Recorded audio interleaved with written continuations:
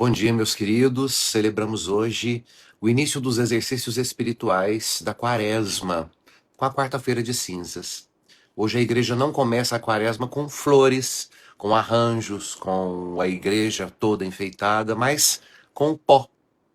Hoje nós começamos a liturgia não com aplausos, mas com silêncio, porque a quarta-feira de cinzas é o dia em que Deus nos olha sem maquiagem e nós somos obrigados a olhar para nós mesmos sem mentira. A liturgia de hoje não é um ritual bonito. É uma liturgia que é um choque espiritual. A quarta-feira de cinzas é um tapa na cara da vaidade humana. Porque enquanto o mundo vive tentando parecer eterno, Deus coloca na nossa testa o sinal daquilo que ninguém quer lembrar.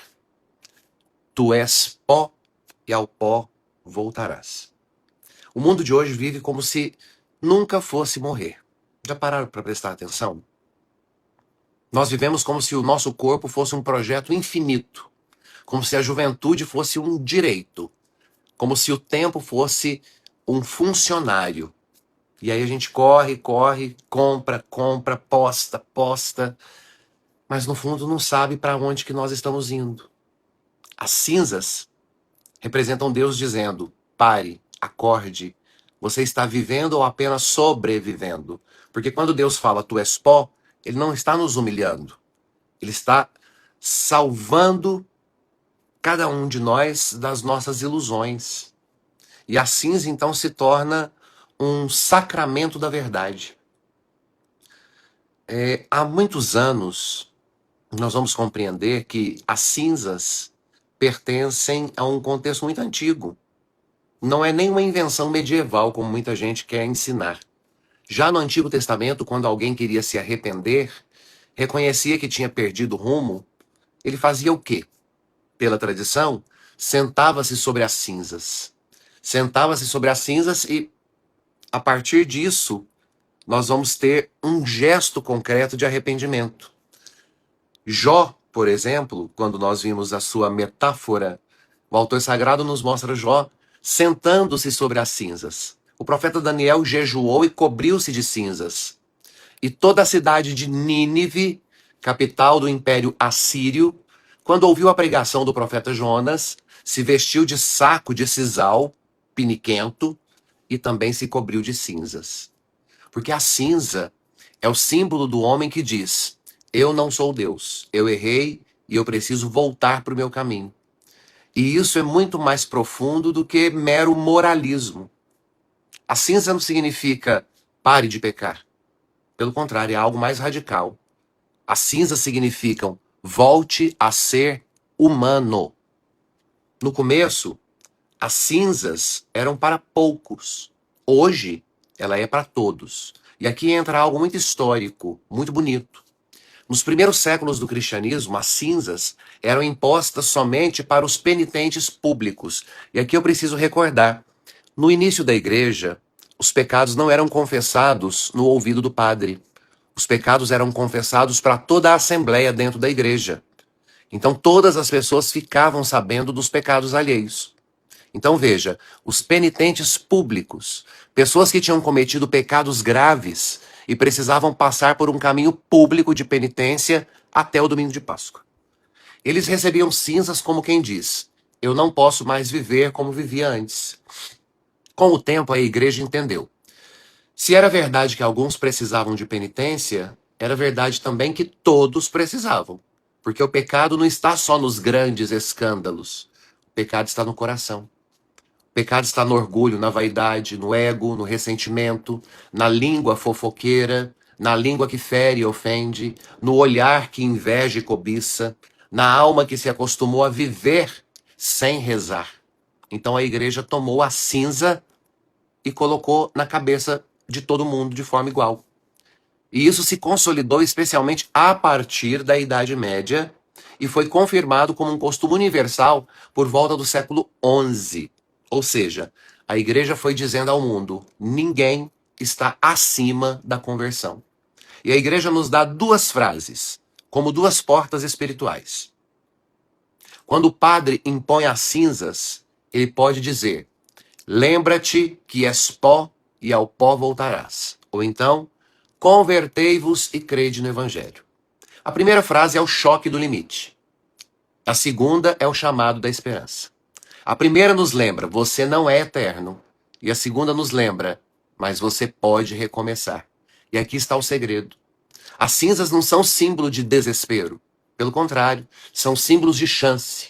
É Deus dizendo, eu sei que você caiu, mas eu ainda acredito em você. Olhem como Deus é pedagógico dentro da igreja. As cinzas que nós vamos usar hoje, elas são feitas pela tradição da igreja com os ramos do Domingo de Ramos que nós usamos o ano passado. Ou seja, aquilo que nós aclamamos como Hosana, alegrai-vos, vira pó. Aquilo que foi festa no ano passado, vira pó. E isso é um ensinamento forte. A glória humana passa, a fama, o aplauso, a beleza, o dinheiro, tudo passa. E se a gente construir a vida em cima do que passa, a vida vira pó. Por isso a quaresma é o tempo de perguntar: o que em mim está sendo construído sobre a mentira? O que em mim é só aparência? O que em mim é só um teatro? Porque a cinza é o símbolo de que tudo foi queimado. E eu ouso dizer, talvez a quaresma seja o tempo de Deus colocar fogo em algumas coisas dentro de nós. Queimar o nosso orgulho, vício, rancor, vaidade, para sobrar só o essencial. E aqui encontra-se um ponto belíssimo.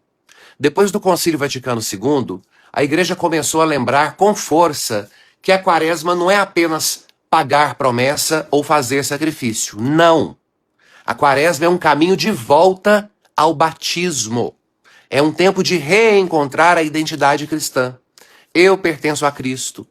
A quaresma é o período em que a igreja nos diz: você não é escravo do pecado, não é refém do passado, não é condenado à repetição. Você pode renascer. A cinza não é condenação. A cinza é o começo de uma travessia. Hoje as pessoas vivem de aparência, vivem no parecer bem, vivem no filtro, vivem num personagem. Hoje tem gente que sorri na foto, mas está em depressão por dentro. Tem gente que posta fé, mas vive vazio. Tem gente que posta família, mas vive em guerra. Posta santidade e vive do pecado secreto. A cinza destrói isso, porque ela é o sinal mais escandaloso possível. Eu sou frágil, eu sou pó e eu preciso de Deus. E só um coração muito livre consegue assumir isso sem vergonha, sem constrangimento. Por isso, receber as cinzas é um ato de coragem. A grande mentira do mundo é fazer você acreditar que você precisa ser invencível. Deus nunca quis que você fosse invencível. Deus quer que você seja verdadeiro. Porque o evangelho não começa com a força do homem. O evangelho começa com a misericórdia de Deus. E uma coisa importante de ser lembrada: quaresma não é dieta espiritual. A quaresma é conversão real. E conversão não é só parar de fazer coisa errada. Conversão é voltar para Deus. E a igreja nos dá 3 remédios para a quaresma. O primeiro, a oração. Mas a oração não é só repetir palavras. Oração é parar e dizer: Senhor, eu estou perdido. O segundo remédio é o jejum. E jejum não é passar fome.